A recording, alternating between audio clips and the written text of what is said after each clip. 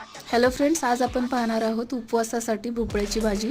त्यासाठी इथे मी एका पॅनमध्ये 1 चमचा तूप घेऊन त्यामध्ये 1/4 टीस्पून जिरे टाकले आहेत। ते व्यवस्थित तळल्यानंतर त्यामध्ये बारीक चिरलेला भोपळा टाकून घ्यायचा आहे। इथे मी पाव किलो भोपळ्याचा वापर केलेला आहे। आता तो व्यवस्थित वाफण्यासाठी त्यावरती ताट झाकून त्यामध्ये पाणी टाकून ठेवायचं आहे, जेणेकरून भोपळा आपल्या खाली चिटकणार नाही। याला आता 2 ते 3 मिनिट वाफवल्यानंतर हा चांगला मऊ होतो।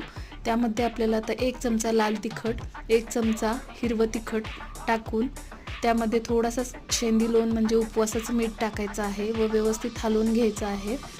ही आपली छान भाजी तयार झालेली आहे। तुम्ही बघूच शकता इथे किती छान मऊ शिजलेली आहे।